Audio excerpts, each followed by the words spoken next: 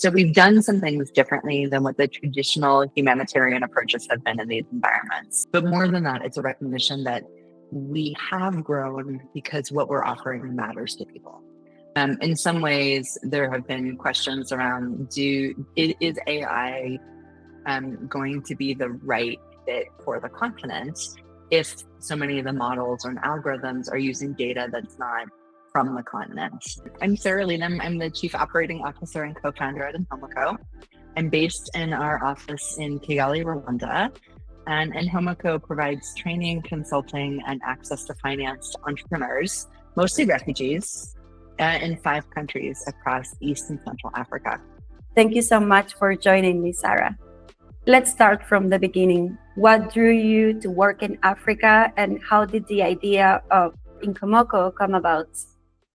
My co-founder, Julian, she and I started Inkomoko in 2012 after meeting a lot of really inspiring young entrepreneurs, mostly actually in West Africa, who were facing a lot of challenges to getting their business ideas off the ground.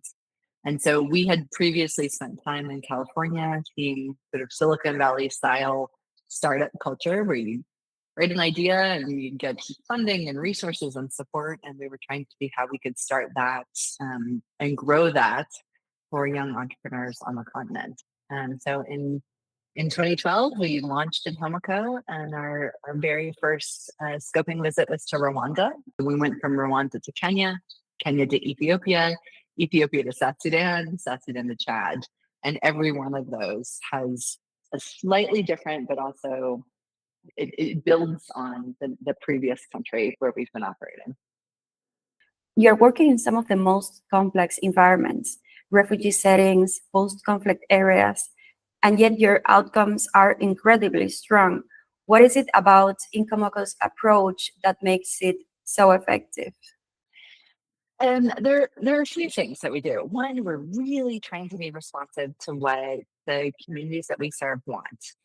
So we've done some things differently than what the traditional humanitarian approaches have been in these environments. So, the programs are mostly the same, slightly different from place to place. And a lot of the times you see the research that says people want access to finance. But then not many of the actors who are present either have a background in providing access to finance or have the risk tolerance. So we were like, okay, this is what communities say that they need. Like, let's actually do what people are requesting. So it was really that deep belief in listening to communities around what they want.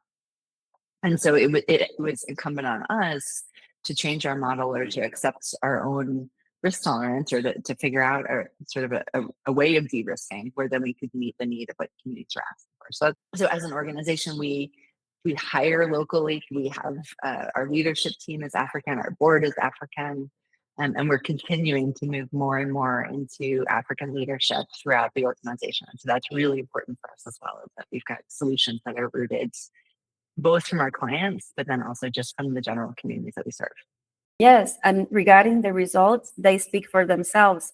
Over 100,000 entrepreneurs supported, 60,000 jobs created, and 96% loan repayment. It's impressive, really. But beyond the numbers, what are the signs that change is really happening? We have a ton of stories, right? So I think this is something that's very common that people say, like, oh, every number represents a person, every number represents a story. We see that as a ripple effect, right? So there's incredible people that we could talk about and we could reference. When we measure our social impact, we're looking at, are we able to help people live sustainably? As you've seen around the world, and particularly in this moment, aid is crashing. And so the number of displaced people is continuing to increase. The amount of aid available to displaced persons is decreasing. And for us, it's really like the demonstration of impact is, can people be able to generate their own income? Can people rebuild their lives after they've been displaced, knowing that the solutions that are available, the models of aid that we have, were never originally intended to take care of such a large scale displacement crisis. So on the continent, there's 44 million people who are displaced.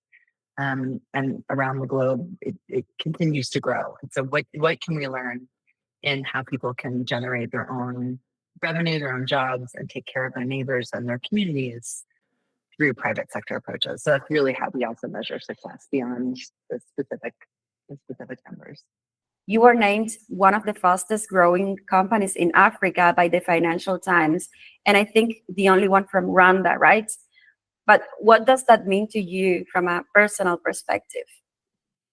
It's super exciting. I mean, we have grown. We've doubled our team every year. We've been increasing the number of clients every year. I think as an organization, what this means is that we've also hit on something that really has market relevance, that really works for the communities that we're serving. So I think partly let me make no bones about it. I mean, there's a little ego boost as well in there. Like, it's really exciting. We started off and we intended to do something big and impactful, and this is a recognition that we have. But more than that, it's a recognition that we have grown because what we're offering matters to people. And that we've got a team of people who want to work with us and bring this solution to communities. So we're in 34 different um, offices in 5 different countries. We have 750 staff. We're adding another 200 staff in the next handful of months. And so we continue to grow because there is such a need for what we're offering. And the need for what we're offering, social entrepreneurs all over the place say we'd love to see the need go away, right? How do we put ourselves out of business, right? So I don't gain any delight in knowing that we're working on a problem that's an entrenched problem, and the problem of displacement is too large. But it does give me a lot of satisfaction and joy, personally and professionally, to know that we're bringing a solution that is actually addressing a longstanding challenge in a very new way. And the traction that we're getting is indicative of that we're offering something that people really want to have. And then my final question. You're working in places where access to technology can be limited, but also where innovation can have the biggest impact. How do you see the role of tech or even AI in supporting entrepreneurs in these settings? I think it's a phenomenally exciting moment. And so technology is certainly helping us grow as an organization, but it also is helping entrepreneurs. And we're in this moment right now where the divide is, we know that there have always been digital divides. And with the introduction of new technologies, that is only that will increase. And so it feels really responsible and incumbent on us to make sure that we get our clients up to speed, that we can actually take advantage of these opportunities. In some ways, there have been questions around: is AI going to be the right fit for the continent if so many of the models and algorithms are using data that's not from the continent? And so will there be solutions that are actually created here? I did see last week that Kenya is the number one country in the world in terms of using ChatGPT. So hopefully what that means is that we're generating a greater and greater base of people who are inputting African context in the questions, in the searches, in the data that is being used there, so that we can have more and more relevant solutions.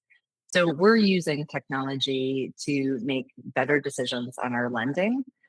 So for example, many of the clients that we work with don't have formal banking systems, or they're not formally included into financial markets. Are there ways that we can use proxy data to understand the credit rating and the risk analysis for somebody who has been outside of traditional banking systems before? So there are ways that we can do that where it's an innovation approach to sidestep what some of the traditional approaches have been to understanding bankability. So this is a moment when everybody is using technology. We can't have a moment where Africa gets left behind. And so we want to be part of making sure that there's a foothold for African perspectives within any tech advancements.